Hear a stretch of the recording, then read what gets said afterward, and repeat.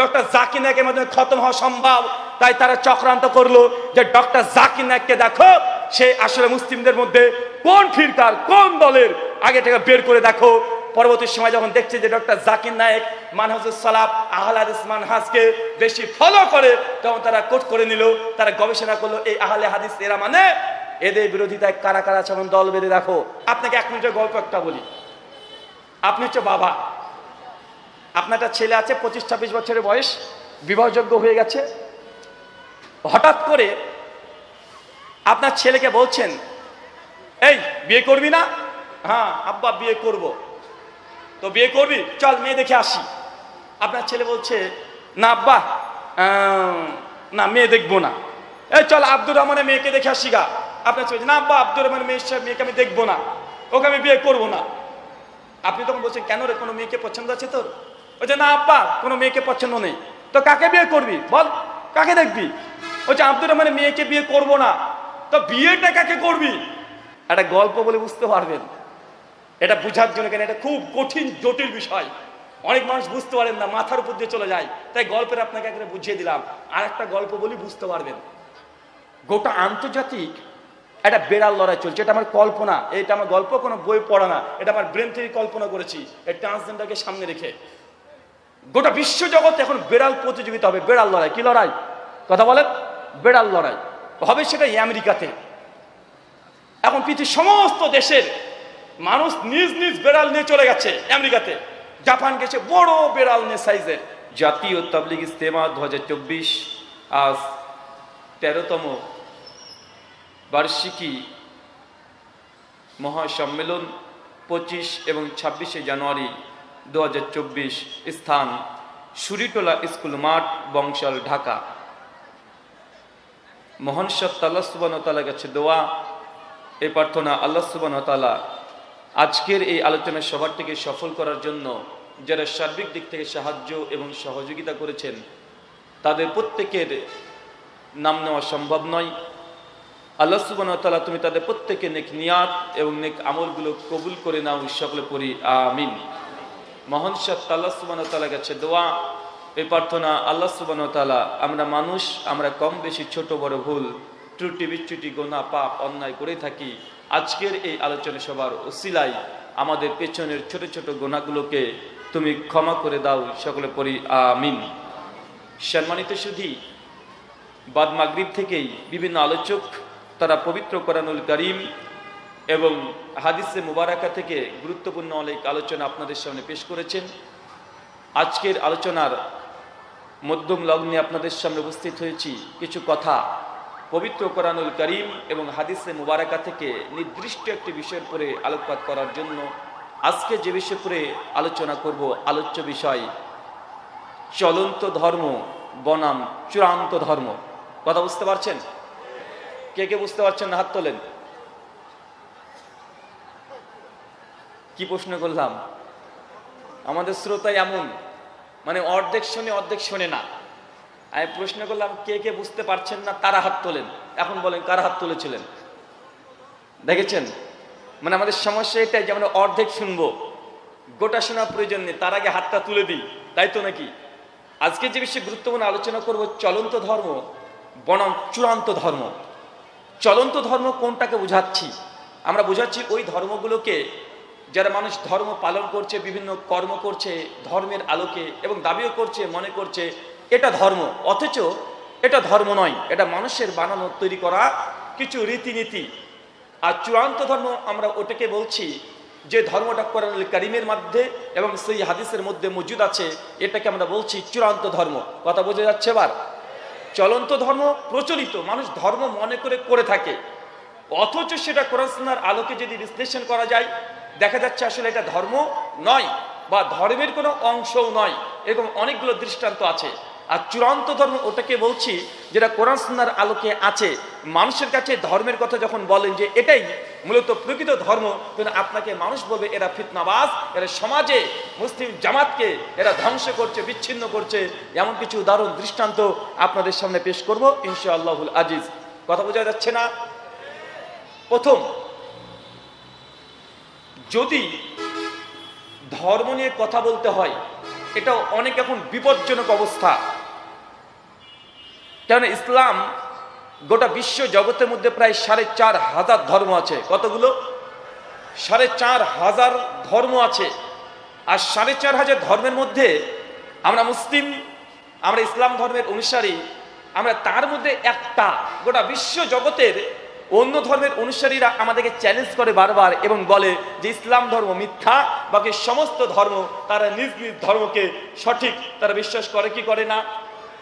চিন্তা করে দেখেন, একবার আন্তর্জাতিক ভিউটা যদি দেখেন, ওয়ার্ল্ডের ভিউ, তাদের দৃষ্টিভঙ্গি, তারা ইসলামকে মনে করে ইসলাম কোনো ধর্মই নয়, বরং ইসলাম একটা জঙ্গি, সন্ত্রাসী বা আরবীয় সভ্যতার একটা মাত্র কৃষ্টি কালচার ছাড়া আর কিছু না।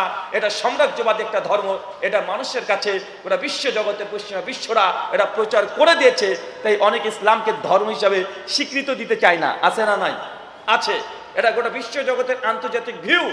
নিজেদের মধ্যে তো সমস্যা আছেই, নিজেদের মধ্যে তো হাজারের সমস্যা, আন্তর্জাতিক ধর্ম নিয়ে সমস্যা।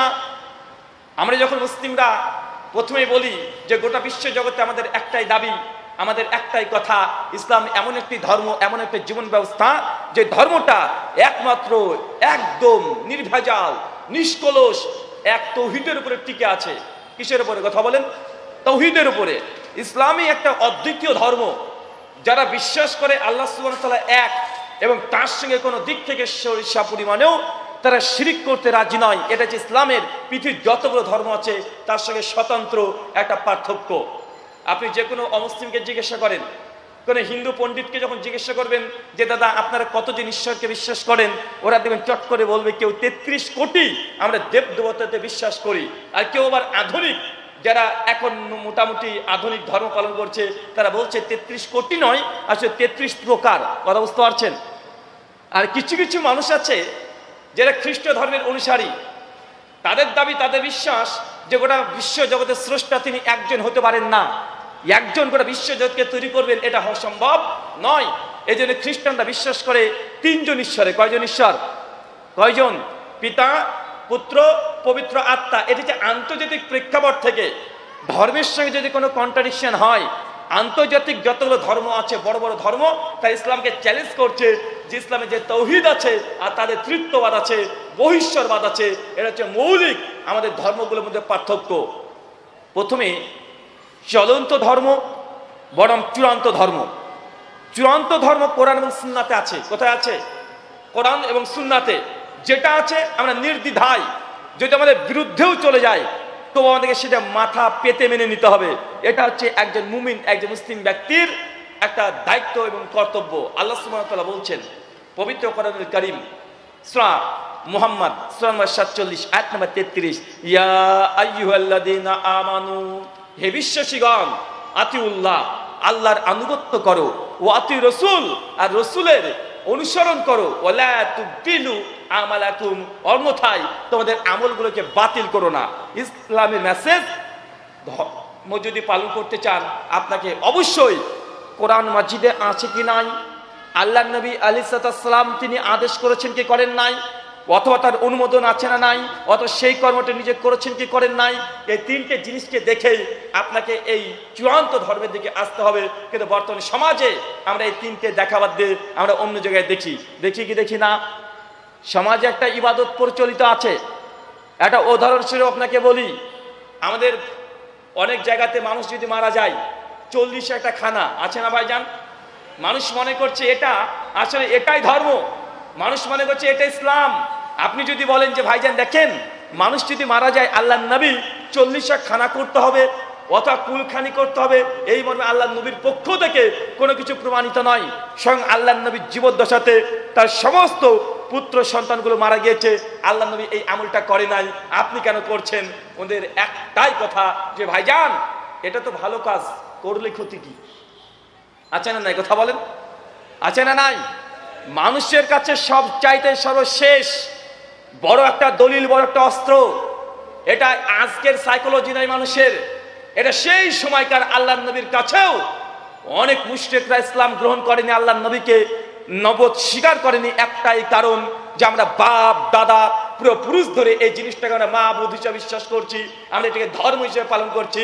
আর মুহাম্মদ এই সেই দিনকে একটা ছোট্ট ছেলে হঠাৎ করে নিজেকে নবী দাবি করে নিল আর বলছে এতগুলো দেবতা চলবে না, একজনকে মানতে হবে। এটা কিভাবে মানা সম্ভব? এটা মানুষের সাইকোলজি তখনও ছিল, আধুনিক কালেও মানুষের সাইকোলজির মধ্যে বিন্দু পরিমাণে কোনো পরিবর্তন হয় নাই। হয়েছে কথা বলে? কোনো পরিবর্তন হয় নাই। আমরা জানি আইএমএ জাহিলিয়াতের যুগে নারী সন্তান যদি হতো, মেয়ে সন্তান যদি হতো, অনেক অংশে দেখা যেত তাদেরকে একদম জীবন্ত তাকে হত্যা করে দেওয়া হতো। এখন আধুনিক মানুষ ভাবছে আরে সর্বনাশ, এটা কিভাবে সম্ভব? একজন বাপ তার সন্তানকে কিভাবে হত্যা করে দিতে পারে? এটা তো আমরা কল্পনা করতে পারি না। কিন্তু আধুনিক কালেও জীবন্ত সন্তানকে হত্যা করা হয় কি হয় না? এখনো হয়। যখন দেখছেন গর্ভে একটা মেয়ে সন্তান চলে এসেছে, 6 মাস 7 মাস 8 মাস বয়স, যখনই দেখছেন 7-8 মাস হয়ে গেছে, মেয়ে সন্তান, পরিবারে ঝামেলা লেগে গেছে যে আমাদের মেয়ে দরকার নেই, আমাদের তো পুত্র সন্তানের দরকার আছে, আমরা পুত্র চাই, আমরা নারী চাই না। এরপরেও 7-8 মাস বয়সেই এটাকে অ্যাবরেশন করে ভাই কোটি কোটি মেয়ে সন্তানকে মেরে ভুলকে হত্যা করা হচ্ছে কি হচ্ছে না? শুধুমাত্র পদ্ধতি পাল্টে গেছে। আইএমএ জাহিলিয়াতের যুগের শেষে মানুষ বাচ্চা যখন গর্ভ থেকে বেরিয়ে যেত তখন তারা হত্যা করত। আর আমরা এখন পেটে থাকতেই আমরা হত্যা করে দিচ্ছি কি দিচ্ছি না? মানুষের চিন্তা চেতনা তখনও যা ছিল এখনো তাই আছে, শুধু যন্ত্রপাতিতে এরা উন্নত হয়েছে। মানসিক দিক থেকে তারা এখনো অধিকাংশ জায়গায় পশুর চাইতে নিকৃষ্ট অনেক মানুষ এখনো বিদ্যমান দুনিয়াতে আছে না নাই? একদম 100% আছে। আপনাকে কড়াই গন্ডা হিসাব দিয়ে পুজিয়ে দেওয়া সম্ভব। আমরা তার জন্য আগেই বলেছি, ধর্ম যদি পালন করতে হয় আল্লাহ সুবহানাহু ওয়া তাআলা কোরআন মাজিদে যে কথা বলেছেন আমরা সেগুলোকে ধর্ম হিসাবে বিশ্বাস করি। মানব রচিত কোনো কথা বা মানুষকে খুশি করার জন্য কোনো ইবাদত, এগুলো আমরা চূড়ান্ত ধর্ম হিসেবে বিবেচিত করি না। এর যে মুসলমানদের মধ্যে আছে একই জিনিস হিন্দুদের মধ্যেও দেখা যায়, একই জিনিস সেম সব ধর্মে দেখা যায়। হিন্দু ধর্মগ্রন্থে শ্রীকৃষ্ণজি তিনি অর্জুনকে উপদেশ দিতে গিয়ে বলছেন ধর্ম কিভাবে পালন করতে হবে, ধর্ম পালন করার নিয়ম কি হবে, মানুষকে যার যেমন মনে হবে তেমনই ইবাদত উপাসনা করলে স্রষ্টাকে পাওয়া যায়। অর্জুন যখন শ্রীকৃষ্ণকে জিজ্ঞাসা করছেন যে প্রভু আমরা ধর্মটাকে কিভাবে পালন করব, শ্রীকৃষ্ণ জবাব দিচ্ছেন শ্রীমদ্ ভাগবত গীতা অধ্যায় নম্বর 16 শ্লোক নম্বর 23 এবং 24। কথা বুঝতে পারছেন? এটা শ্রীকৃষ্ণজি ধর্ম পালন কিভাবে করতে হবে তিনি শিক্ষা দিচ্ছেন অর্জুনকে। আর বাংলাদেশে যারা ইসকন সম্প্রদায়ের আছে তাদের মূল ধর্মগ্রন্থ হচ্ছে ভাগবত গীতা আর ভাগবত পুরাণ, এই দুটো হচ্ছে তাদের মূল ধর্মগ্রন্থ। শ্রীকৃষ্ণ বলছে, ছোট্ট করে মন্ত্রটা আপনার সামনে পাঠ করছি, আপনি নিজেও বুঝতে পারবেন। মন্ত্র বলছে ইয়া শাস্ত্রবিধি মুসৃজ্য বর্ততে কাম করতাহ না সুখম না সিদ্ধাম না বনোতি না পরম গতিম। কি বুঝলেন? ঘোড়ার ডিম বুঝেছেন? শ্রীকৃষ্ণ অর্জুনকে বলছে, আর উদ্দেশ্যটা অর্জুন নয়, সমস্ত হিন্দু সম্প্রদায় বলছে ইয়া শাস্ত্রবিধি মুসৃজ্য বর্ততে কাম করতাহ না সুখম না সিদ্ধাম না বনোতি না পরম গতিম। হে অর্জুন, যদি তুমি ধর্ম পালন করতে চাও, ইয়া শাস্ত্রবিধি মুসৃজ্য বর্ততে কাম করতাহ, তাই ধর্মগ্রন্থের আলোকে ধর্ম পালন করো। যে ব্যক্তি ধর্মগ্রন্থকে লঙ্ঘন করে, ধর্মশাস্ত্রকে উল্লঙ্ঘন করে, ধর্মগ্রন্থকে বাদ দিয়ে নিজের নাফসের অনুসরণ করে, কাম করতাহ নিজের মন প্রবৃত্তি দিয়ে ধর্ম পালন করে, না সুখম না সিদ্ধাম না বনতি না পরঙ্গতি, এই ব্যক্তি কখনো দুনিয়াতে সুখ পায় না, মৃত্যুর পর মোক্ষ লাভ করে না। আমার ইসলামিক কনসেপ্ট অনুযায়ী সে কখনো জান্নাতে যেতে পারবে না। ভাই এই শ্লোকটা আমরা একমত কি একমত নয়? এই শ্লোকের যে ভাষা, এটা আমাদের মুসলিমদের কোরআন মাজিদের যে থিওলজি, ইসলামিক থিওলজির সঙ্গে কোনো পার্থক্য নেই। আমাদের দাবি একটাই যে ধর্ম যদি পালন করতে হয়, বাপ দাদারা কি করেছে এটা মূল দলিল নয়, কে কতগুলো আমল করছে এটা মূল বিষয় নয়, কত মানুষ এই ইবাদতটা আমলটা করছে এটা মূল বিষয় নয়। মুসলিমদেরকে যখন আমরা কোনো একটা দাওয়াত দিতে যাই তখন মুসলমানরা দাওয়াতটাকে কবুল করার আগে দেখে কতগুলো মানুষ এই আমলটা করছে, এটা মানুষ প্রথমে দেখে, আছে না নাই? বলবেন যে বাংলাদেশে লাখ লাখ কোটি কোটি টাকা খরচ করে জশ্নে জুলুস করা হচ্ছে নবীন নামে 12 রবিউল আউয়াল তারা বড় করে ফেস্টন করে বাংলাদেশে কোটি কোটি টাকা তারা খরচ করছে নবীজির আগমন শুভেচ্ছা স্বাগতম চিৎকার মেরে একদম জশ্নে জুলুস করে কোটি কোটি টাকা খরচ করছে। যেন আমরা বলছি এগুলো করা যাবে না, এগুলো বিদআত। সাধারণ মানুষের দুটো দলিল, এটা যদি খারাপ কাজ হবে তো এত মানুষ কেন করছে? আছে না কথা বলেন? মানুষ একটাই দলিল, এত মানুষ কেন করছে? এটা যদি ভুলই হবে। মানুষের কাছে 2 নম্বর অস্ত্র আছে একদম ইসলামকে অস্বীকার করার জন্য, যে এতগুলো মানুষ এমনি তারা ভুল করতে পারে না। আর 2 নম্বর, আর এটা যদি ভুলই হবে, বাপ দাদা পুরো পুরুষ ধরে করে আসছি, এই এমনটা ভুল হয় কিভাবে? সেই বুখারী খুলে দেখেন, কিতাবুল আম্বিয়া হাদিস নাম্বার, কিতাবুল জানাইজ হাদিস নাম্বার 1360। আল্লাহ নবী আলাইহিস সালাম একদম আবু তালেব তার চাচা মৃত্যুর শয্যায় শায়িত আছে, একদম অন্তিম পর্যায়ে আল্লাহ নবী চলে গেছেন, গিয়ে বলছেন চাচা তুমি একবার কালেমাটা পড়ে নাও, বাকিটা আমি আল্লাহ সুবহানাহু ওয়া তাআলার সঙ্গে কথা বলে আমি যতটা পারি আমি তোমার জন্য করব। আল্লাহ সুবহানাহু ওয়া তাআলার কাছে আমি তোমার জন্য শাফাত চাইবো। আল্লাহ চাচা তুমি একবার কালেমাটা পড়ে নাও। আবু তালেবের মন চায় কালেমা পড়তে, মাঝে মন গলে যাচ্ছে যে পড়ে দিই। পাশ থেকে দেখছে যে বড় বড় হাম্বা ধাম্বা বড় বড় নেতা, বড় বড় মন্ত্রী, এরা এই রাজনৈতিক নেতা মন্ত্রী নয়, ধর্মের বড় বড় নেতা, সেই সঙ্গে বড় বড় আলেম ওলামা, একদম ইহুদি মুশরিকদের বড় বড় আলেম ওলামা এসে বলছে আবু তালেব তুমি কি বাপদাদা ধর্মকে পরিত্যাগ করে দিবে? তুমি কি বাপদাদা আব্দুল মুত্তালিবের যে ধর্ম, এই ধর্মকে ত্যাগ করে দিবে? আরে মোহাম্মদ কোথায় একটা ধর্ম নিয়ে এসেছে, এই ধর্মটাকে গ্রহণ করবে? আবু তালেবের মন চায়, তিনি বুঝতেও পারছেন নবী যে রিসালাতের দায়িত্ব পেয়েছেন, এটা অন্তর থেকে তার অন্তত বিশ্বাস আছে যে তার ভাতিজা কোনো মিথ্যা কথা বলছে না। কারণ মুহাম্মদ রাসূলুল্লাহ তিনি আলামিন, তিনি কখনো মিথ্যা কথা বলেন নাই। এই দাবি তো মুহাম্মদ সাল্লাল্লাহু আলাইহি ওয়াসাল্লামকে মিথ্যুক হিসেবে বিবেচনা করেনি আবু তালেব। মন চায় আল্লাহর নবীর এই দাওয়াত গ্রহণ করতে, কিন্তু আবু তালেবকেও এই প্রচলিত ধর্মীয় নেতারাই প্রচলিত ধর্মের নামে তাকে কালেমা পড়া থেকে বিরত রেখেছিল। কথা বুঝতে পারছেন না ভাইজান? এটা সব যুগে হয়েছে, এটা সব যুগে। নবী ঈসা আলাইহিস সালামের জীবনী পড়বেন। ঈসা আলাইহিস সালাম যখন প্রথম চলে আসলেন বনী ইসরায়েলের মধ্যে দাওয়াত দিতে, ঈসা আলাইহিস সালামকে ক্রুশবিদ্ধ করার চক্রান্ত কোনো সাধারণ আমজনতা করে নাই, কোন এলাকার রাজনৈতিক কোন দলের নেতারা করে নাই। সেই সময়কার শাসক ছিলেন রোমানরা, পেন্টাস পাইলাট, তিনি হচ্ছেন রাজনৈতিক নেতা। রোমানরা সেই সময় বনী ইসরায়েলের উপরে রাজত্ব করছিল।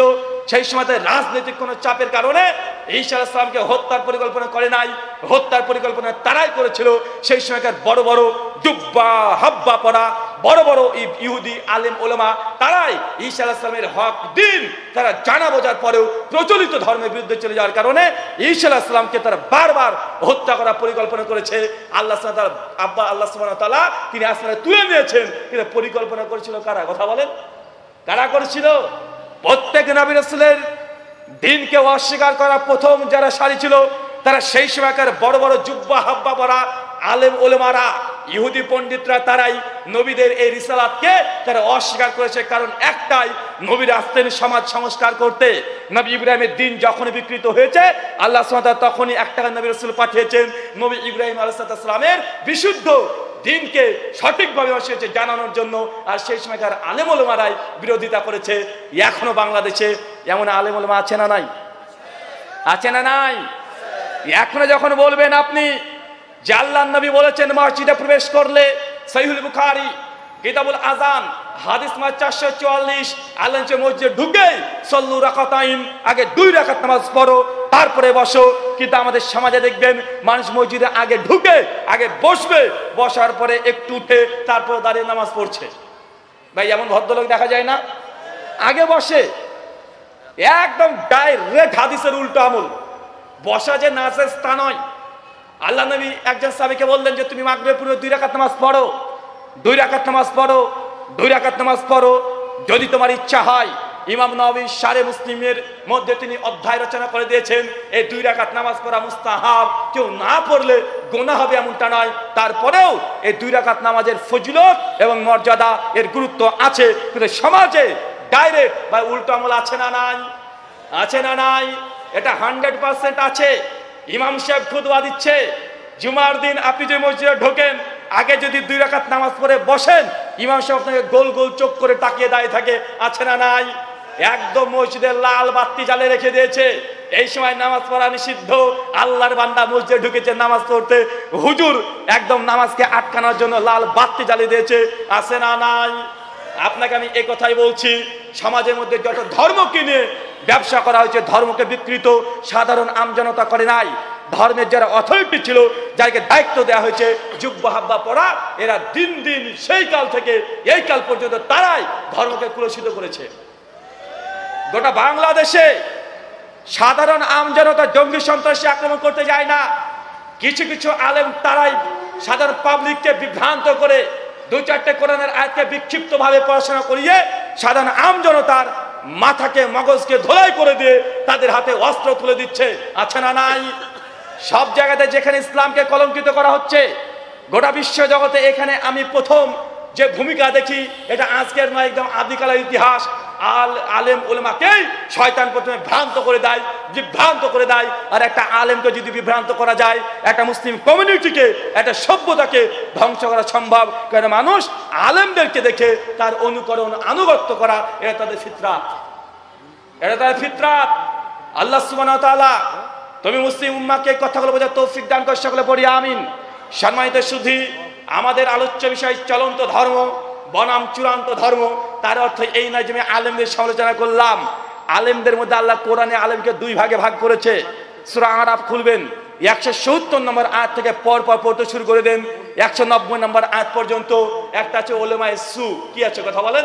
ওলেমায়ে সু মানে এর একটা বিভ্রান্তিকর আলেম ওলেমা। আমি এটা মডার্ন নাম দিয়েছি। একটা হচ্ছে ওলেমায়ে ক্রাইম। কি নাম? আরো জোরে বলেন। ওলেমায়ে ক্রাইম। আর একটা হচ্ছে ওলেমায়ে কেরাম। ওলেমায়ে কেরাম মানে সম্মানিত আলেম ওলেমা, আর ওলেমায়ে ক্রাইম মানে সন্ত্রাসী। জনগণের টাকাকে আত্মসাৎ করে তারা, মাজার পূজার নামে লাখ লাখ কোটি কোটি টাকা তুলে নিচ্ছে। আছে না নাই? কথা বলেন। গরিব মানুষ গিয়েছে ভাইজান, আমি জান্নাত যেতে চাই, আলেমের কাছে গিয়েছে। আমি জান্নাত যেতে চাই, জান্নাতের আমি কাঙ্গাল। সাধারণ আমজনতা জান্নাতের কাঙ্গাল, তারা জান্নাত যেতে চায়। এই জন্য তাদের কাছে দেখবেন সাধারণ মানুষের কোনো দোষ ত্রুটি নেই। যে ব্যক্তিরা রিক্সা চালাচ্ছে ও জান্নাতের কাঙ্গাল, তার জন্য সকালবেলায় যে সাইড করে যে ইনকামটা হয়, ওই টাকাটা সে মাঝদারে দিয়ে দিচ্ছে, জাহান্নামে যাওয়ার জন্য নয়। অন্তর থেকে সে জান্নাতের কাঙ্গাল, আল্লাহকে পেতে চায়। কিন্তু এই যে তাদের ভুল পথে নিয়ে চলে গেছে এক শ্রেণীর হুজুররা, সে নিজের ব্যবসাকে ঠিক রাখার জন্য, এরা হচ্ছে ওলেমায়ে ক্রাইম। এরা কি? এরা হচ্ছে ওলেমায়ে ক্রাইম, ওলেমায়ে কেরাম না। ওলেমায়ে কেরাম তো সম্মানিত আলেম ওলেমা, আর ওলেমায়ে ক্রাইম হচ্ছে এরা হচ্ছে মানুষের টাকাকে জনসাধারণের সঙ্গে এরা এতভাবে ক্রাইম করছে, এরা এক নম্বর ক্রিমিনাল। এটা আদিকাল থেকে এসেছে। কোরআনের ভাষাতে তারা হচ্ছে ওলেমায়ে সু। কথা বুঝতে পারছেন? এটা আছে। তাদেরকে দিয়ে শয়তান বড় বড় কাজগুলো করে নেয়। সব সময়তে আপনি দেখবেন, যখন ব্রিটিশ বিরোধী আন্দোলন হয়েছিল, সেই সময় এক শ্রেণীর আলেমরা, বড় বড় আলেমরা একদম সরকারের পক্ষে নিয়েছে, ব্রিটিশদের পক্ষ নিয়ে বলেছে যে ইংরেজদের সঙ্গে আমাদের এখন যুদ্ধ করাটা জায়েজ নয়। বরং ইংরেজরা, ব্রিটিশরা ভারতবর্ষকে যখন তারা এই ক্ষমতায় আছে, এরা হচ্ছে আমাদের জন্য রহমত স্বরূপ। এরা এই কথা বলতে বলেছে যে লড়াই করকে क्या फायदा, खिजिर को तो हम अंग्रेज के साथ में पा रहा हूं। ওলেমায়ে হিন্দ কা শানদার মাঝি, চতুর্থ খণ্ড 280 নম্বর পৃষ্ঠায় তাদেরই বই, তারাই লিখেছে যে আমরা এই ব্রিটিশদের বিরুদ্ধে আন্দোলন করে কোনো লাভ নেই। কারণ আমরা খিজিরকে দেখছি ইংরেজদের কাতারে আছে। এখানে গভীর একটা নুক্তা আছে। কেন জানেন খিজিরকে কেন দেখতে পেল? সালাউদ্দিন ইউসুফী রহিমাহুল্লাহ তিনি এটা ব্যাখ্যা করেছেন। শেখ হাফেজ জুবার আলী জাহির রহিমাহুল্লাহ বলছেন যে কথার মধ্যে গভীর নুক্তা আছে। ওরা বলছে লড়াই করকে क्या फायदा, খিজির কো তো হাম अंग्रेज के साथ में पा रहा हूं। লড়াই করে লাভ নেই ব্রিটিশদের বিরুদ্ধে। আমরা তো ব্রিটিশদের মধ্যে দেখছি খিজির আলাইহিস সালাম দাঁড়িয়ে আছেন, ইংরেজদের কাতারে দাঁড়িয়ে আছেন। আমরা মুসলমান কেন তাদের সঙ্গে যুদ্ধ করতে যাব? খিজির তো তাদের কাতারে আছেন। তার মানে তারা এইভাবে পরোক্ষভাবে বুঝাতে চাচ্ছে যে খিজির আলাইহিস সালামের যে ঘটনাগুলো বাহ্যিক দিক থেকে যদিও খারাপ, কিন্তু ভিতরে গভীর তত্ত্ব দিক থেকে খিজির আসলে হকের উপরে ছিল। অতএব আমরা দেখছি ইংরেজরা আমাদের উপরে অত্যাচার করছে, আসলে আমাদের উপরে অত্যাচার করছে না। ইংরেজরা আমাদের জন্য রহমত স্বরূপ, আমাদের জন্য রহমত স্বরূপ। এই জন্য ইংরেজদের কাতারে খিজিরকে তারা দেখতে পাচ্ছে। এই কথা বন্ধ বলেছে তারা। আমি তাদের নাম নিচ্ছি না। আমি আগে বলেছি আপনাকে, ওলেমায়ে ক্রাইম আর ওলেমায়ে প্রাইম বা ওলেমায়ে কেরাম, এটাকে ইংলিশ ভার্সন জাস্ট আমি বলে দিলাম, আপনারা দেখতে দেখেন সমাজে আছে না নাই। যখন আপনি বিশুদ্ধ কোরআন সুন্নাহর দাওয়াত দিবেন, সাধারণ মানুষ না যতটা প্রতিবাদ করে তার চাইতে বড় বড় আলেম হুজুররা সবচেয়ে বড় প্রতিবাদ করে কি করে না? ডক্টর জাকির নায়েক বাংলাদেশের জিন্দেগিতে মাটিতে পা দেয় নাই। ডক্টর জাকির নায়েকের বক্তৃতার গোটা বিশ্বের যা প্রভাব তার চাইতে 20 গুণ 50 গুণ এই বাংলার ভূমিতে, বাংলার জমিনে এর চাইতে বেশি প্রভাব ছিল। ভারতবর্ষ চেষ্টা করেছে, আমার দেশের সরকার অনেক চেষ্টা করেছে। 2008 থেকে চেষ্টা করেছে ডক্টর নায়েকের পিস টিভিকে টোটালি বন্ধ করে দিবে। যখন রবিশঙ্করের সঙ্গে ডিবেট হয়, লাখ লাখ মানুষের সঙ্গে যখন ডিবেট হয়েছিল, সেই সময় তারা অনেকগুলো চক্রান্ত করেছিল, অনেকগুলো তারা সার্ভে করেছিল, আমাদের সরকার অনেকগুলো করেছিল ডক্টর জাকির নায়েকের মুখ বন্ধ করে দেওয়ার জন্য। কারণ রবিশঙ্কর গোটা ভারতবর্ষে এত বড় মাপের পর্যায়ের একজন হিন্দু পুরোহিত, ওর সমপর্যায়ের পুরোহিত গোটা ভারতবর্ষে একটাও নাই। কমপক্ষে 1.5 কোটি অন্ধভক্ত তার আছে। চিন্তা করতে পারছেন? ডক্টর জাকির নায়েক ডিবেট করে যখন ইসলাম হিন্দু ধর্মের সামনে দুই ধর্মকে নিয়ে কম্পেয়ার করে যখন মানুষকে দেখিয়ে দিলেন যে ইসলামের সৌন্দর্য, ইসলামের সত্যতা গোটা বিশ্বের মানুষ না, বিশেষ করে ভারতবর্ষের বুকে যা প্রভাব পড়েছিল এটা অকল্পনীয়, অভাবনীয়। তারা বুঝে নিয়েছিল এই ব্যক্তিকে যদি খোলা ছেড়ে দেওয়া হয়, ডক্টর জাকির নায়েককে যখন পাবন্দ না লাগানো যায়, ভারতবর্ষতে খুব সহজেই এই ধর্মের নামে যে রাজনীতি হয়, মন্দির মসজিদের নামে যে রাজনীতি হয়, রাম মন্দির বাবরি মসজিদ নিয়ে যে রাজনীতি হয়, বিভিন্ন রকমের ধর্মের ইস্যু নিয়ে যেসব রাজনীতিগুলো হয়, ডক্টর জাকির নায়েকের মাধ্যমে খতম হওয়া সম্ভব। তাই তারা চক্রান্ত করলো যে ডক্টর জাকির নায়েককে দেখো, সে আসলে মুসলিমদের মধ্যে কোন ফিরকার কোন দলের, আগে থেকে বের করে দেখো। পরবর্তী সময় যখন দেখছে যে ডক্টর জাকির নায়েক মানহাজুস সালাফ আহলে হাদিস মানহাজকে বেশি ফলো করে, তখন তারা কোট করে নিল, তারা গবেষণা করলো এই আহলে হাদিস এরা মানে এদের বিরোধিতায় কারা কারা আছে। এখন দল বেঁধে দেখো, দেখছে এদের বিরুদ্ধে শিয়ারা আছে, প্রথম দেখছে শিয়ারা আছে। তারপর ডক্টর জাকির নায়েক 2008 সালে গোটা ভারতের 36টা একদম আন্তর্জাতিক মিডিয়া ডক্টর জাকির নায়েকের একটা ভিডিও তৈরি করে দিল, একদম নিউজ চ্যানেলে। क्या कहती है डॉक्टर जाकिर नायक, एपिसोडের পর এপিসোড, এপিসোডের পর এপিসোড, পেপারে হেডলাইন, দিনের পর দিন ডক্টর জাকির নায়েকের বিরুদ্ধে। সঙ্গে সঙ্গে দারুল উলুম দেওবন্দ থেকে 2 খণ্ডে একটা বই বের হলো, হাকিকতে ডক্টর জাকির নায়েক। কি নাম? হাকিকতে ডক্টর জাকির নায়েক। গোটা বইটার A to Z doctor Zakir নায়েককে কাফের প্রমাণ করেছে, ডক্টর জাকির নায়েককে গোমরাহ, ডক্টর জাকির নায়েকের বক্তৃতা শোনা যাবে না, ডক্টর জাকির নায়েকের পিস টিভি দেখা বন্ধ করতে হবে, ডক্টর জাকির নায়েক আহলে সুন্নাহ ওয়াল জামাতের অন্তর্ভুক্ত না। হাকিকতে ডক্টর জাকির নায়েক লিখে 2 খণ্ডে বই ছাপিয়ে ছেড়ে দিল। বড় বড় সেই সঙ্গে দারুল উলুম দেওবন্দের 18 জন মুফতির সিগনেচার উল্টো পৃষ্ঠাতে লাগিয়ে রয়েছে, ডক্টর জাকির নায়েক গোমরাহ, এর আলোচনা শোনা যাবে না। প্রথম তারা ফতোয়া দিয়েছিল, নাদোয়া থেকে তারা বই লিখলেন ডক্টর জাকির নায়েকের বিরুদ্ধে। বেরলভী যারা আছে ভারতবর্ষের, উত্তরপ্রদেশ ইউপির বেরলভী শরীফ থেকে তারা ডক্টর জাকির নায়েককে গোমরাহ বলেনি, কাফের ফতোয়া দিয়েছে। কি ফতোয়া কথা বলেন? কাফের ফতোয়া দিয়েছে। যখন দেখছে মিডিয়াতে ডক্টর জাকির নায়েক সরগোল, অপরদিকে মুসলমানরাই দাড়ি টুপিওয়ালা মুসলমান ডক্টর জাকির নায়েকের ছবি নিয়েছে ওপেন মিডিয়ার সামনে, আর ডক্টর জাকির নায়েকের জুতো পিটা করছে, বাড়ি মারছে। মিডিয়াগুলো তারা খোরাকি পেয়ে গেছে, এর সর্বনাশ। যেটা আমরা চাচ্ছিলাম জোর করে করতে, আরে এ তো তারা নিজেদের মারামারি করছে। ডক্টর জাকির নায়েকের সার্ভে করে দেখছে গোটা ভারতের মধ্যে নয়, গোটা বিশ্বের মধ্যে ডক্টর জাকির নায়েক যে মানহাজ ফলো করে, এই মানহাজের সংখ্যা একদমই নগণ্য। ডক্টর জাকির নায়েকের মানহাজের বিরুদ্ধে শিয়ারা আছে, সুন্নিরা আছে, দেওবন্দিরা আছে। ভারতবর্ষের মুসলমানের মধ্যে টোটালি একদম 90% মুসলমানই ডক্টর জাকির নায়েকের বিরুদ্ধে। মিডিয়া তখন বুঝে নিল, সরকার বাহাদুর তখন বুঝে নিল, এই ব্যক্তিকে একটাই প্রতিরোধ করা সম্ভব, নিজেদের মধ্যে নিজেদেরকে লাগিয়ে দাও। কথা বুঝতে পারলেন না ভাইজান? ডক্টর জাকির নায়েকের সরকার বন্ধ করতে পারে নাই, চেষ্টা করেছিল, অনেক চেষ্টা করেছে 2008 সাল থেকে। অবশ্যই ডক্টর জাকির নায়েকের পিস টিভি বন্ধ করা হয়েছে, গোটা বিশ্ব জগতে ডক্টর জাকির নায়েককে ক্রিমিনাল সাজানো হয়েছে। এটা অন্য কেউ না, মুসলমান দাড়ি টুপিওয়ালা হুজুররাই ডক্টর জাকির নায়েকের বিরুদ্ধে যত প্রতিবাদ করেছে, অন্য কোনো অমুসলিম একজনও রাস্তায় নামেনি, একজনও নামেনি। গোটা বিশ্ব জগতে ডক্টর জাকির নায়েক খ্রিস্টানদের সে বিতর্ক করেছে, পবিত্র কোন সত্যতা প্রমাণ করেছে, বাইবেলকে ওপেন চ্যালেঞ্জ করে বাইবেলে ভুল ধরে দিয়েছে। খ্রিস্টানদের হিম্মত সাহস হয় নাই ডক্টর জাকির নায়েকের বিরুদ্ধে একটা মিটিং করা, একটা মিছিল করে রাজপথে নামানো যে ডক্টর জাকির নায়েককে নিষিদ্ধ করা হোক। ভারতবর্ষে হিন্দুদের একদম ওখানে দাঁড়িয়ে লাখ লাখ মানুষের কনফারেন্স করেছে মুম্বাই সুমাইগ্রাউন্ডে লাখ লাখ মানুষকে নিয়ে কনফারেন্স করেছে। ভারতবর্ষের চেহারায় পাল্টে দিয়েছিল এই কনফারেন্সের মাধ্যমে। কিন্তু ডক্টর জাকির নায়েকের বিরোধিতা সবচাইতে যারা বেশি করেছে দাড়ি টুপিওয়ালা হুজুররাই, একদম প্রকাশ্যে। এটাকে একটা প্রচলিত প্রবাদ আছে, যদিও প্রবাদের সঙ্গে আমরা একমত না, বলে ঘর শত্রু বিভীষণ, বা আছে না নাই কথা বলেন। শত্রু যদি ঘরের মধ্যে হয় কাজ করতে আপনি পারবেন না। একটা উদাহরণ দিয়ে আপনি বুঝতে পারবেন। আপনি গোটা বাংলাদেশের একজন বড় নেতা হয়ে যান, বড় একজন সেলিব্রিটি পার্সন হয়ে যান, গোটা বাংলাদেশ আপনার জন্য পাগল, আপনার সাথে ছবি তোলার জন্য পাগল, কখন আপনার সাথে ছবি তুলবে, কখন একবার মুস্তাক করবে, এই জন্য মানুষ পাগল।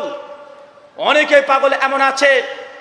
কিন্তু আপনি এত ভালোবাসার জনপ্রিয় ব্যক্তি, কিন্তু বাড়িতে যদি আপনার অশান্তি হয়, ভাই ফিল্ডে কাজ করতে পারবেন? কথা বলেন। যদি বাড়িতে অশান্তি হয়, বাড়িতে যদি মাত্র 5টা ফ্যামিলি নিয়ে আপনি অশান্তিতে ভোগেন, এই লাখ লাখ কোটি কোটি মানুষের ভালোবাসা, তাদের আবেগ, তাদের চাহানি আপনার যতই থাক, আপনার কাজে গতি আসতে পারে? কথা বলেন। কাজে গতি আসবে না কমে যাবে? গতি আসবে না কমে যাবে? গতি কমে যাবে। ঠিক একই জিনিস হয়েছে মুসলমানদের মধ্যে। যারা মুসলিমদের মধ্যে একটু দিনের খেদমত করতে চাচ্ছে, যারা এই ইসলামকে গোটা বিশ্ব জগতের সামনে একদম তুলে ধরার চেষ্টা করছে, কিন্তু আমাদের মানহাজের বিরুদ্ধে চলে যাচ্ছে, আমাদের মাসলাকের বিরুদ্ধে চলে যাচ্ছে, আমাদের প্রচলিত ধর্মের সঙ্গে বিরোধিতা হচ্ছে, তার জন্য এই ব্যক্তিকে উলঙ্গ করে মানুষের সামনে দেখাতে আমরা দ্বিধাবোধ করছি না। আছে না নাই? আছে। মুসলমান সাবধান, সতর্ক হয়ে যাও। কোনটা তোমার বন্ধু, কোনটা তোমার শত্রু, এটা একটু চেনার জন্য তোমাকে আমি আবারও বলছি, গভীর দৃষ্টিতে দেখো। গোটা বিশ্ব জগৎ এখন ইসলাম হচ্ছে টার্গেট। ইসলামকে লক্ষ্য করে নাস্তিকরা ইসলামকে গুলি মারছে, একে সেকুলারিজম যারা আছে তারা ইসলামকে গুলি মারছে, যারা ফ্যামিলিজম, নারীবাদী, অন্য কোনো ধর্মকে টার্গেট নাই, একটা ধর্মকে টার্গেট, ইসলামকে, মুসলিম নারীকে জোর করে বাড়ির বাইরে বের করে চলে আসো। বা আছে না নাই? কথা বলেন। আছে না নাই? একটা ছোট্ট কথা বলে যায়, এই কথাটাকে কানের মধ্যে ঢুকে রেখে দেন। জেনে রাখবেন, গোটা বিশ্ব জগৎ এখন নতুন করে অস্ত্র হাতে তুলে দিবে না। ফিলিস্তিন ইসরায়েলের যে যুদ্ধ চলছে ওটা তো চলছেই। এই কথা জেনে রাখেন, গোটা বিশ্ব জগতে অমুসলিম যারা আছে, ইসলামের যারা শত্রু আছে, তারা এই কথা খুব ভালোভাবে জেনে নিয়েছে। মুসলমান হচ্ছে এমন একটা জাতি যাদেরকে অস্ত্র দিয়ে আঘাত করে এদের আদর্শকে দমানো সম্ভব নয়, কারণ এই জাতি মরতে ভালোবাসে। মুসলিম জাতি এমন একটা জাতি, এরা মরতেই ভালোবাসে, এরা মরণ চায় যে আল্লাহ আমাকে যেন শহীদের মর্যাদা দিয়ে দাও। যে জাতি মরতে ভালোবাসে, মৃত্যুটাকে তারা আনন্দ উৎসব মনে করে, এই জাতিকে মরণ দেখিয়ে ভয় করা যাবে না।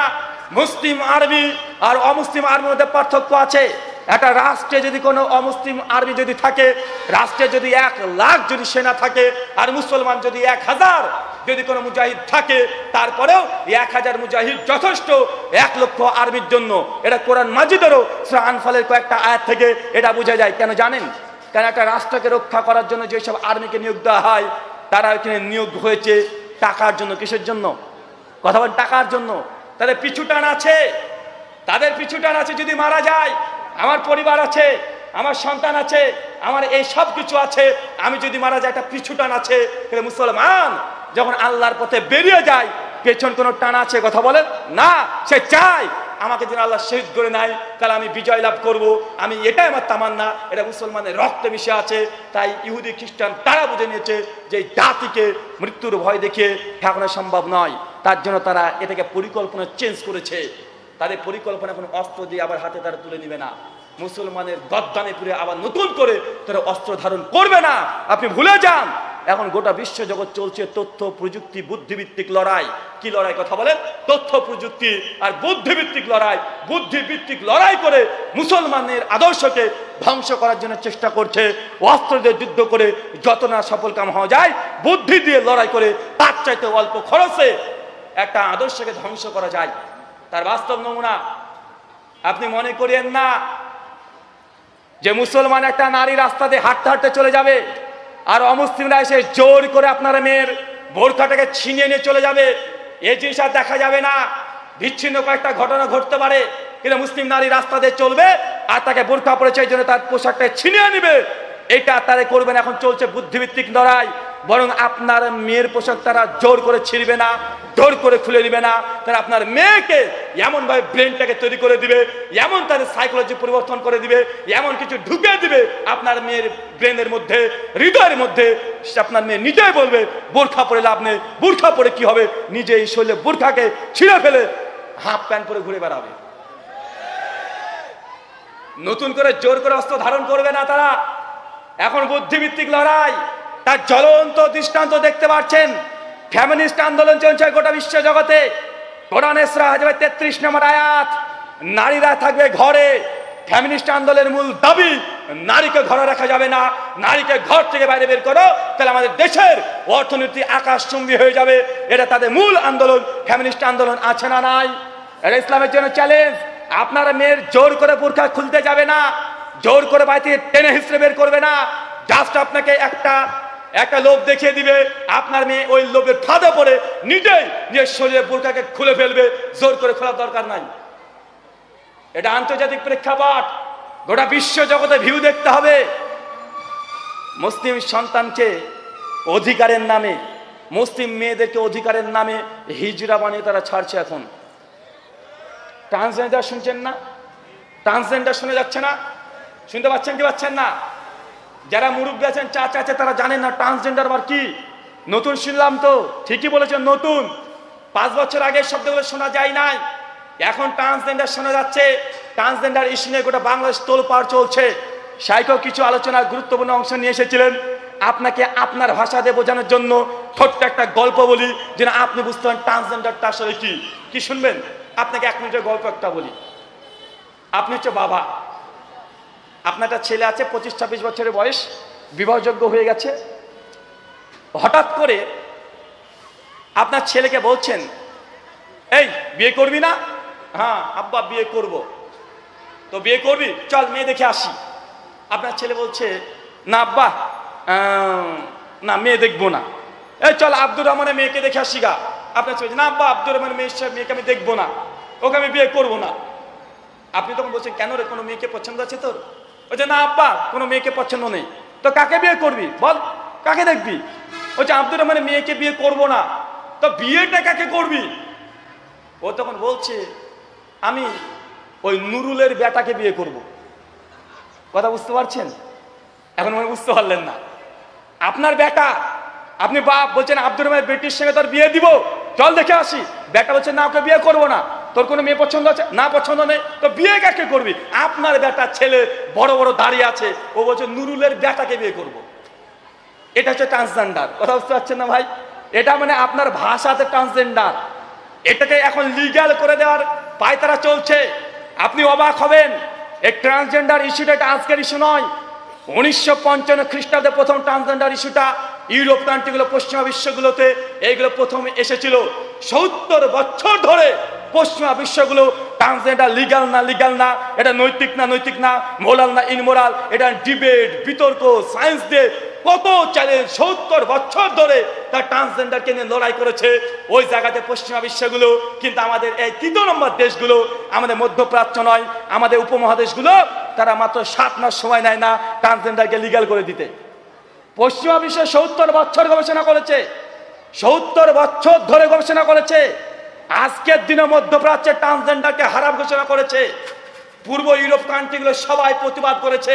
ট্রান্সজেন্ডারটা অনৈতিক, এটা মানুষের মানবিক অধিকারকে হরণ করা হয়, মানুষের আইডেন্টিটিকে নিয়ে সন্দেহ করা হয়, অনেক রকমের তারা অভিযোগ করেছে পূর্ব ইউরোপ কান্ট্রিগুলো, দক্ষিণ আফ্রিকাগুলো, সবগুলো। কিন্তু আমাদের 3 নম্বর দেশগুলোতে এসে পশ্চিমাদের বাতাস, পশ্চিমাদের ঢেউ আমাদের গায়ে লেগেছে। আমরা বলে দিচ্ছি যে না, এটা নৈতিক। বলছে কি বলছে না কথা বলেন? আচ্ছা, অনেকের মধ্যে একটা ভুল ধারণা আছে। অনেকে, শুধু আমরা না, আলেমদের মধ্যেও 2018 সালে পাকিস্তানের ট্রান্সজেন্ডার এই আইনকে যখন বিল আসে তখন তারা লিগ্যাল করে দিয়েছে, তারা জায়েজ বলে দিয়েছিল। কথা বুঝতে পারলেন না ভাইজান? ট্রান্সজেন্ডারকে তারা জায়েজ ফতোয়া দিয়ে দিয়েছে 2018-তে। জাস্টিস তাক উসমানী হাফেজাউল্লাহ তার ফতোয়া সে ইসে ছিল, বুঝতে পারেনি যে ট্রান্সজেন্ডার কি। কারণ ওদেরকে বোঝানো হচ্ছে এটা হিজরা, হিজরা মানুষকে বোঝানো হয়েছে হিজরা। ট্রান্সজেন্ডার মানে কি? হিজরা।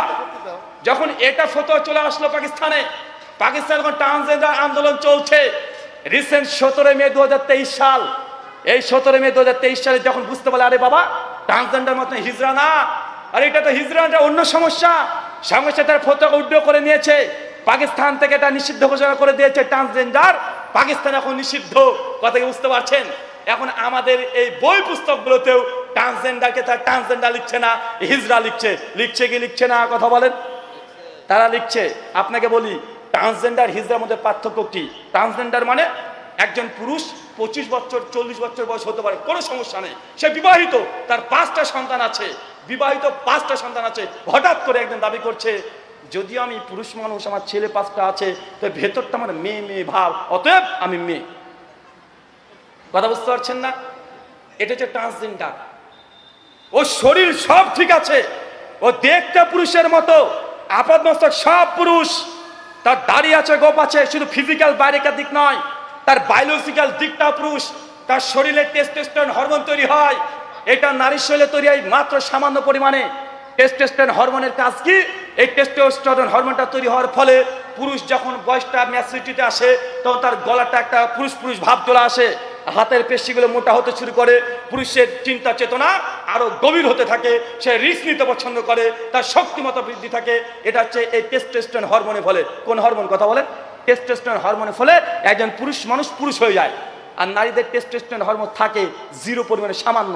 ওদের থাকে এস্ট্রোজেন হরমোন। এস্ট্রোজেন হরমোন যখন শরীরে তৈরি হয় তখন একটা নারী নিতম্ব উঁচু হয়ে যায়, স্তনগুলো বড় হতে শুরু করে দেয়, এই গলার কণ্ঠ মেয়ে ভাবে হয়ে যায়, হাত পা নরম হতে শুরু করে দেয়। কথা কি বুঝতে পারছেন? এটা হরমোনের কারণে। ট্রান্সজেন্ডার যে দাবি করছে সে পুরুষ, আরে তার টেস্টোস্টেরন হরমোন তৈরি হয়। যে বলছে যে আমি ট্রান্সজেন্ডার হতে চাই, ট্রান্সফার করতে চাই, ওই ছেলেটার সঙ্গে যেটা মেয়ের বিয়ে দেয়, এই ছেলে সন্তান দেওয়ার ক্ষমতা রাখে, কারণ তার শরীরে ওই হরমোন 100% আছে। তারপরেও তাকে বলা হচ্ছে যে না, এটা লিগ্যাল করে দেওয়া হোক। আমি তো এই জন্য বলেছিলাম ভাইজান, আসলে ব্যাপারটা এমন নয়, আমাদের আধুনিক বিজ্ঞান থেকে অনেক উন্নত হয়েছে। তো উন্নত যদি হয়, একজন ব্যক্তির শরীরটা পুরো পুরুষের, ভেতরে হরমোন তৈরি হচ্ছে পুরুষের, সব কিছু পুরুষের, সে বলছে আমি মেয়ে, তার এটা কিসের প্রবলেম? কিসের প্রবলেম? এটা ব্রেনের প্রবলেম। তাকে সাইকিয়াট্রিস্ট দেখাতে হবে, তাতেও কাজ না হলে পাবনায় ভর্তি করতে হবে। এটা ব্রেনের প্রবলেম, ওকে হসপিটাল ভর্তি করেন। আর যারা হিজড়া, তাদের বায়োলজিক্যাল প্রবলেম। হিজড়া মানে তার ক্রোমোজোমের সংখ্যার মধ্যে পার্থক্য আছে, হিজড়া ওটাই হয়।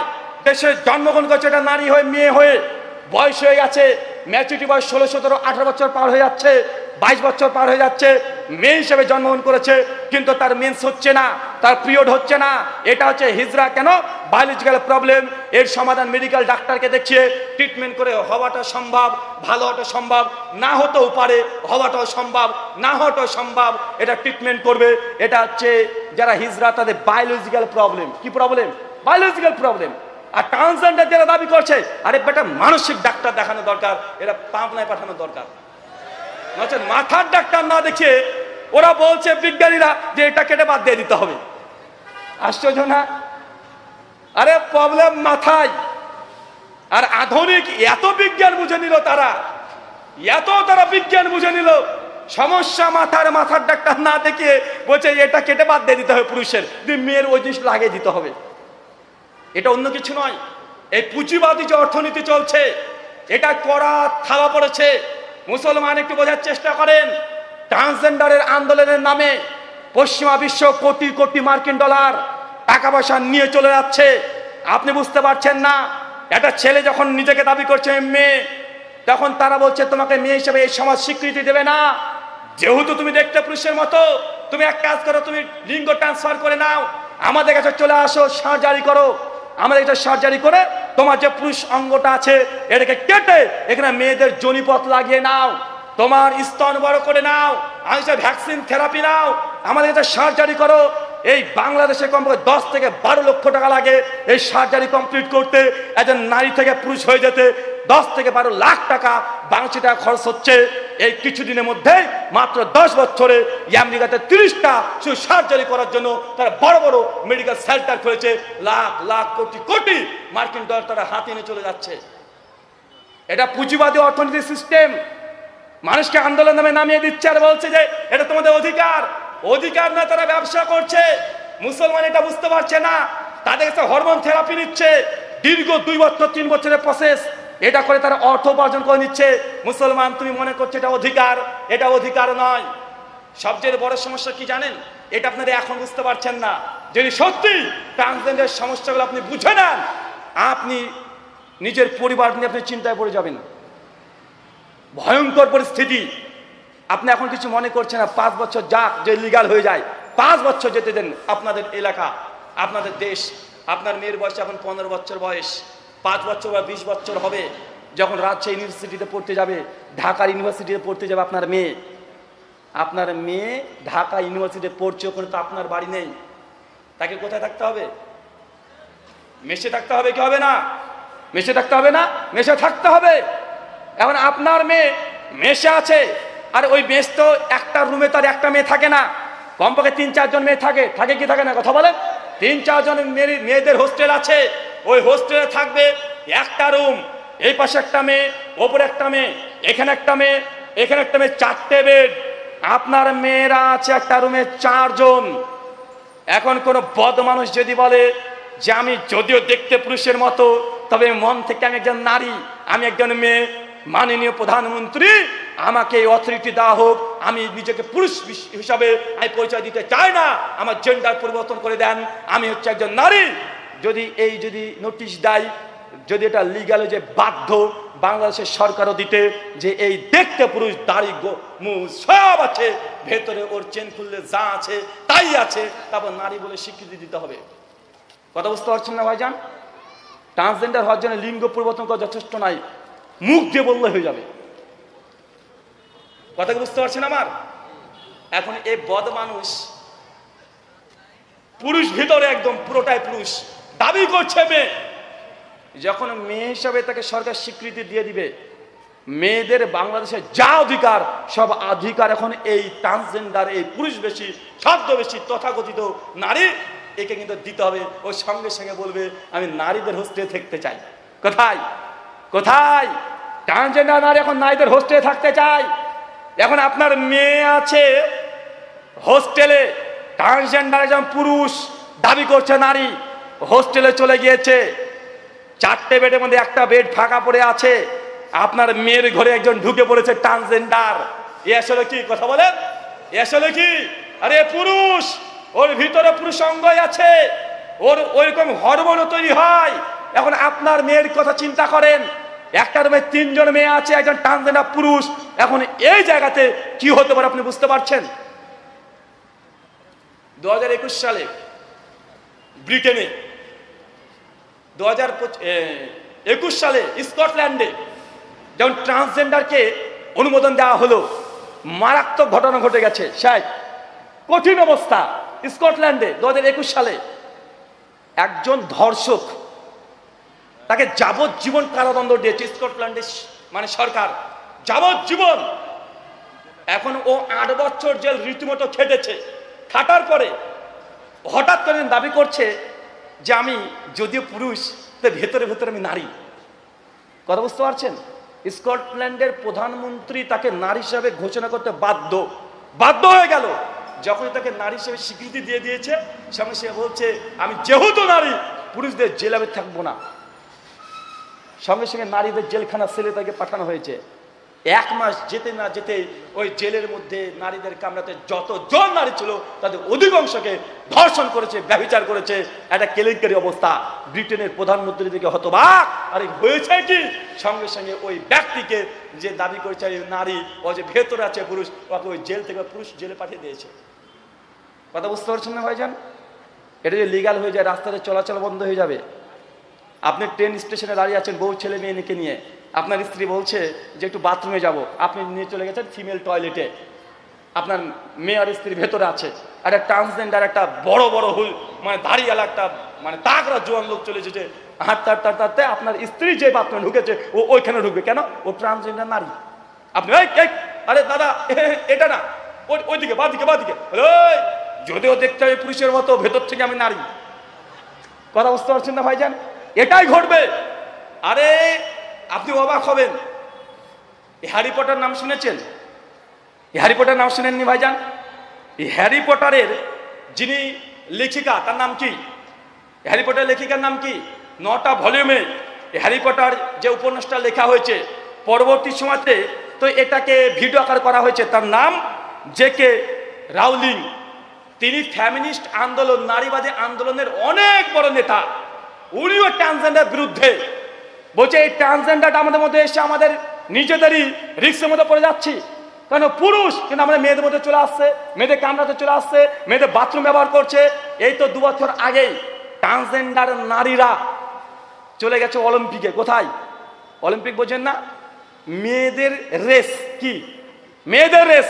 400 মিটার 500 মিটার রেসে সব মেয়েদের রেস আছে। ট্রান্সজেন্ডার পুরুষ নারী সেজে চলে গেছে যে আমরা নারী, খেলতে দিতে বাধ্য সরকার। এখন যতই বলেন নারীদের মধ্যে খেলছে, ও দাবি করছে ও নারী, দেখতে নারী, কিন্তু ভেতরে কি আছে মাল? ভেতরে কি পুরুষ? তো পুরুষের সঙ্গে নারীরা রেসতে পারবে? কথা বলেন, পারবে না। সব বড় বড় কাপগুলো ট্রান্সজেন্ডার নারীরা নিয়ে চলে এসেছে। আর বাংলাদেশের মুসলমান, বাংলাদেশের অনেক যারা এর পক্ষে আছে তারা বলছে এই প্রথম ট্রান্সজেন্ডার নারীরা কাপ নিয়ে চলে এসেছে। আরে ভেতরে মাল পুরুষই আছে। একটা গল্প বলে বুঝতে পারবেন। এটা বুঝার জন্য, কেন এটা খুব কঠিন জটিল বিষয়, অনেক মানুষ বুঝতে পারেন না, মাথার উপর দিয়ে চলে যায়। তাই গল্পের আপনাকে একটা বুঝিয়ে দিলাম। আর একটা গল্প বলি, বুঝতে পারবেন। গোটা আন্তর্জাতিক একটা বেড়াল লড়াই চলছে। এটা আমার কল্পনা, এটা আমার গল্প, কোনো বই পড়া না, এটা আমার ব্রেন থেকে কল্পনা করেছি। এই ট্রান্সজেন্ডারকে সামনে রেখে গোটা বিশ্ব জগতে এখন বেড়াল প্রতিযোগিতা হবে। বেড়াল লড়াই। কি লড়াই? কথা বলেন। বেড়াল লড়াই হবে, সেটা আমেরিকাতে। এখন পৃথিবীর সমস্ত দেশের মানুষ নিজ নিজ বেড়াল নিয়ে চলে গেছে আমেরিকাতে। জাপান গেছে বড় বেড়াল নিয়ে সাইজের, চীন গিয়েছে, জাপান, ইংল্যান্ড, হল্যান্ড সবাই নিজেদের বেড়াল নিয়ে চলে গেছে। আর এই মহান দেশ বাংলাদেশ, এখান থেকে একদম ধরেন চিটাগাঙ্গের একজন ব্যক্তি, ও বেড়াল নিয়ে লুঙ্গি পরে, সেন্ডু গেঞ্জি পরে ও বেচা চলে গেছে আমেরিকাতে বেড়াল প্রতিযোগিতাতে। গিয়ে দেখছে রে বাবা, বড় বড় সে বেড়াল, এক একটা বেড়াল বাঘ সিংহের সমান, আর চিতার গর্জন। বোঝা যাচ্ছে না বাঘ না সিংহ না বেড়াল, মানুষ বুঝতে পারছে না বেড়ালের সাইজ দেখে। খেলা শুরু হচ্ছে, এবার খেলা শুরু হচ্ছে। আমেরিকার বেড়াল ভার্সেস ব্রিটেনের বেড়াল। আমেরিকার বিড়ালের কাছে ব্রিটেনের বেড়াল লড়াই শুরু হয়ে গেছে গ্যালারির মধ্যে। একদম আমেরিকার বেড়াল কয়েক মিনিটে ব্রিটেনের বিড়ালকে ধরে ক্যাকম্যাক করে ধরে 1 মিনিটে মেরে দিয়েছে, ভেঙে দৌড়। ব্রিটেনের বিড়াল নাই। চীন এসেছে, আমেরিকার বিড়ালের সঙ্গে চীনও পারে না। জাপান, ইংল্যান্ড, হল্যান্ড 7-8টা দেশকে কয়েক মিনিটে আমেরিকার মোটা তাজা বিড়াল ও শেষ করে দিয়েছে। সর্বশেষ আছে বাংলাদেশ, একদম পিছনে বসে আছে, সেন্ডু গেঞ্জি পরে, লুঙ্গি পরে, আর বিড়ালকে নিয়ে এসেছে চেন দিয়ে বেঁধে। কি দিয়ে? একদম মোটা চেন। মানুষ তখন দেখে যে ভাই কোন দেশ? বাংলাদেশ। যে ভাই এটা কি, এটা কি নিয়ে এসছেন? কি রে ভাইয়া? আরে আপনার জানের বেলাপতি মহাদয় নাই আপনার? আরে কি বেড়াল নিয়ে এসছেন? পাতলা খিটখিটে, গায়ে কোনো গোস নাই, মাজায় কোনো বল নাই, মানে মরে যাবে এরকম একটা ভাব। আরে মরা বিড়াল তুলে নিয়ে চলে আসছে। দেখছেন না আমেরিকার কত মোটা তাজা বিড়াল, কত দেশে বিড়ালকে মিনিটে শেষ করে দিল। আর আপনি একটা মাজা বেঁকা বিড়াল নিয়ে চলে এসেছেন, গায়ে গোস নাই। ভাই গরিব দেশ থেকে এসেছেন, চলে যান বলছি ভাই, ফালতু বিড়ালটাকে শেষ করেন না। উনি তখন বলছে পিকচার আবি বাকি হ্যাঁ, দেখ সামনে কি হয়। বাঙালি তো আমরা, বুদ্ধি অনেক, আমাদের অনেক বেশি বুদ্ধি। সবাই বলছে কি রে ভাই, এরা তো একেবারে জ্ঞানে বুদ্ধিতে সব দিকে নিম্নমানের। মোটা তাজা বিড়াল পারে না, এ মোর একটা বিড়াল নিয়ে চলে এসেছে। সঙ্গে সঙ্গে এবার ঘোষণা হয়ে গেছে, এবার খেলা হচ্ছে বাংলাদেশ ভার্সেস আমেরিকার বেড়াল লড়াই। সঙ্গে সঙ্গে বাংলাদেশের ওই মাল ওর বেড়ালকে নিয়ে বলছে বাবা যা, একটা পাছাতে মেরেছে বাড়ি, চেন খুলে দিয়েছে। আর বাংলাদেশের বেড়াল ঝাঁপিয়ে গিয়ে আমেরিকার বেড়ালের মুখের উপরে ধরেছে এইভাবে, কয়েক সেকেন্ডে ধরে কামড়ে কুমড়ে রক্তাক্ত করে উল্টে ফেলে রেখে দিয়েছে। মানুষ সবাই কি দেখলাম এটা, আরে এই বিড়াল কিভাবে আমেরিকার বিড়ালকে মেরে দিল রে, আশ্চর্য। মিডিয়া অবাক।